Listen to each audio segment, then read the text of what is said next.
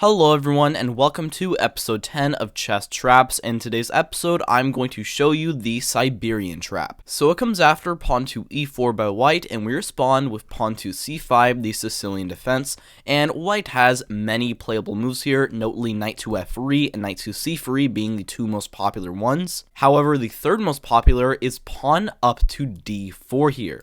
This is the Smith-Morra gambit, and you have many ways to decline this. However, this trap actually comes out of accepting it, so we capture, white plays pawn to c3, and now we trade on c3 here. And the point of gambiting a pawn here is that white will now have much more easy development, all the open lines, and lots of dynamic play. And even though the engine says minus 0.5, in a real game, that is pretty hard to actually prove. And something about the Smith-Morra is that it is less about actual theory and more about setups. And in this trap, we play a Taimanov Sicilian setup. So what that means is we will play pawn up to e6 here, then we'll play knight to c6. White will also develop very normally, just getting their pieces out to very nice squares, and then we play queen to c7. This is a Taimanov setup right here, and now white will simply castle. Something to note here is that the immediate knight to b5,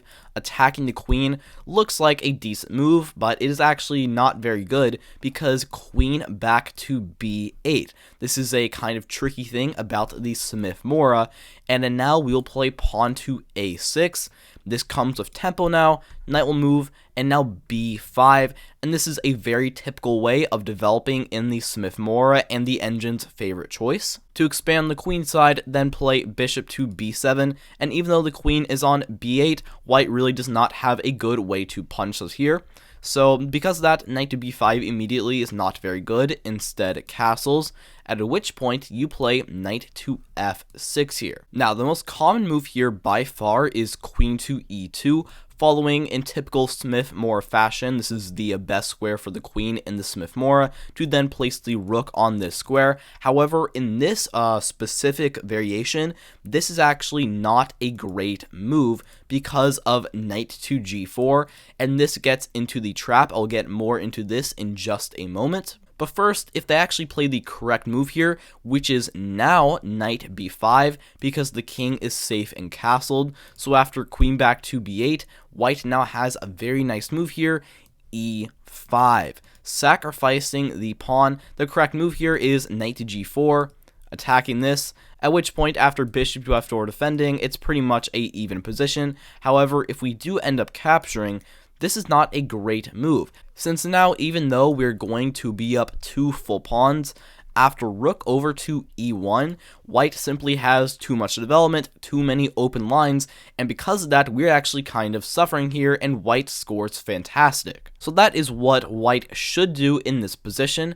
However, queen to e2 remains the most common move despite being a mistake, and now we play knight to g4. Now, with this move, there is actually no immediate threat, because our queen and our knight are putting pressure on this and do in fact see it. However, there is no actual threat with that move. The knight on f3 here simply defends that. However, the trap that so many people fall for here is a simple pawn to h3. Such a knee-jerk reaction. Just you see the knight here, you play pawn h3, get it out of there. However, here you win with an incredible tactic. If you are not aware of it, I would recommend you pause the video and try to find it. The winning move here is the incredible knight to d4.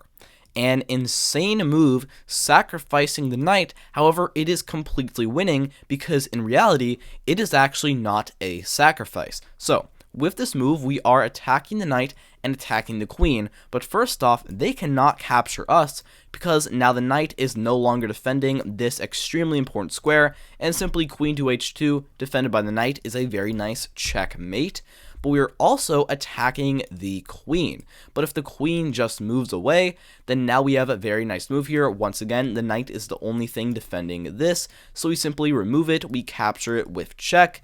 Whatever they captured back with, either the queen or the pawn, now queen to h2 is once again checkmate here. So the only way for them, or I should say the best way for them to not get checkmated here, is to capture our knight on g4.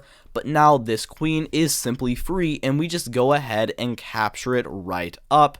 white will capture back with their bishop.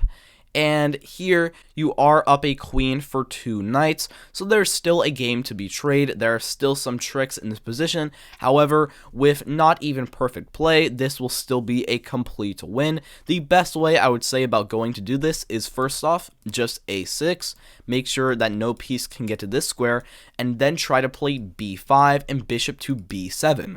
Which is the same very typical development that I mentioned earlier. So something like rook to d1 here, pawn up to b5, bishop to e3, bishop to b7. White can put their rook to pressure our queen, but a simple queen to a5 getting out of the way. White really just does not have any threats here, and with time you will convert this into a complete win. Alright, thank you so much for watching this video. Like and subscribe if you want more. Check out other videos in this chess trap series, and I will see you next time. Have a fantastic day.